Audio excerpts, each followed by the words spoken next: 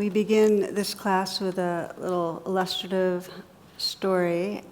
In it, there's a new priest, and he is concerned about his way of listening to confessions, and he wants an older priest to sit in on and listen a little so he can give him some feedback.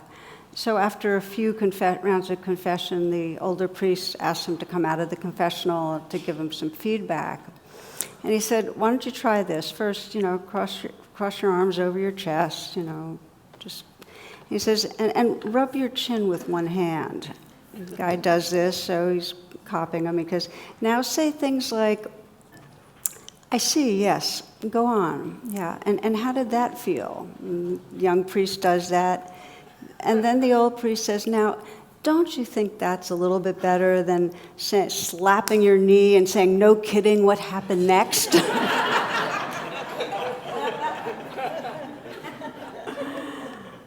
Actually, I think the way the young priest was doing it actually sounds better. But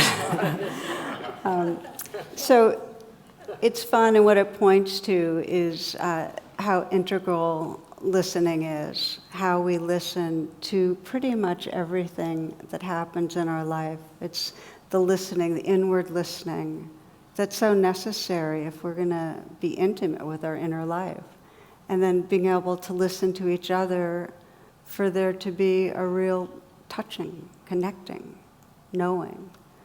And then for us listening into our larger world, so rather than unreal others, we can sense the realness of humans and respond to what our world needs, what our earth needs, listening to the earth.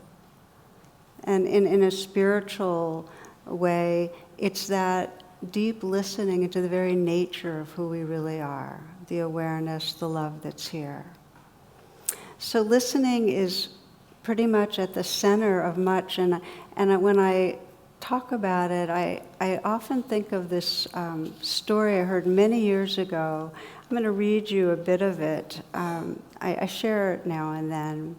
It's a story about an African tribe, and the birth date of the child's counted not by the days from when they're conceived, as some cultures do, but rather from when the child was a thought in the mother's mind. And that's when the child was truly conceived.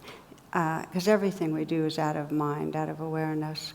And then when the woman decides she's going to have a child, that feeling fills her, and she goes off, sits under a tree by herself, and listens until she hears the song of the child that wants to come. Okay?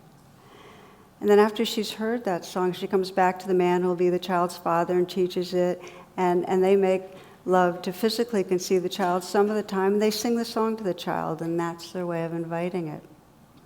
And then when the mother teaches the song, she continues to teach the midwives and the old women of the village, so when the child arrives, those that are around her can sing the song to the child to welcome it. And then as the child grows, the other villagers are taught the child's song, and if it falls down, hurts its knee, someone picks it up and sings a song to it. Or does some great thing like rites of puberty as a way of honoring that person, they sing the song. And it goes that way through life. Through marriage, the songs are sung together, and finally, when this child's ready to die, all the villagers know their song. And so when they're lying there ready to die, they sing it for the last time to that person. So when I heard that, and whenever I kind of reflect on it, on that kind of, it speaks to a deep level of attunement, of listening past personalities, of listening to essence. And it's a capacity of ours. We each of us have this capacity for deep listening, and then we often have it blocked. And so that's what we'll explore. So it feels, and I suspect many of you are thinking the same way, that listening is really, really missing in our contemporary society, and that the faster we move and the more contentious we are, the louder and louder we in some way try to communicate, and the less actual listening is going on. And so as it said, the more stress, the more mistrust, the less we listen.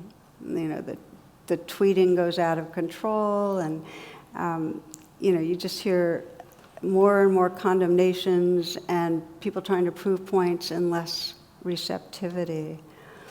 From Will Rogers, a person in Congress gets up to speak, says nothing, nobody listens, and then everybody disagrees.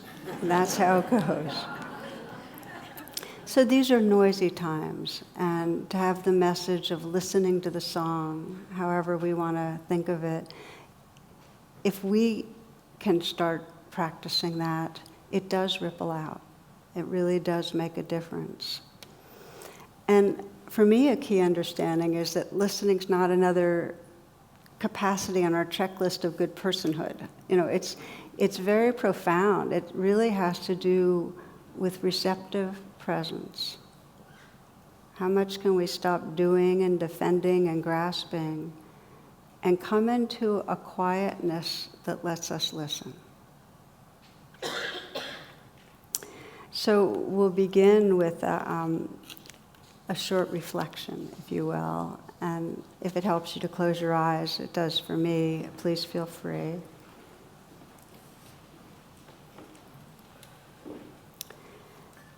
I'd like to invite you to bring to mind someone you know who you consider a really good listener.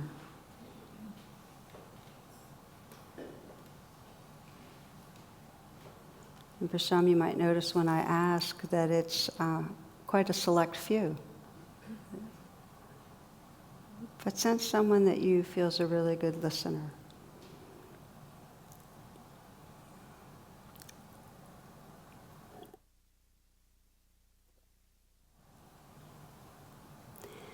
And then as you consider that person, sense what is it that characterizes good listening?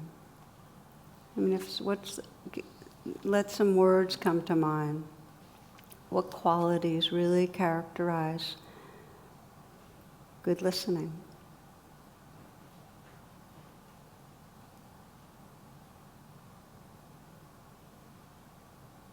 What is it you pick up in the other person that lets you know they're really listening? You can continue to consider this, but in a sense, these are all expressions of presence, if you think about it. Space, respect. There's a respect in it. Self-awareness, non-judging. Interest. For me, when I'm with somebody, I can sense it's a real interest. That's listening. Care,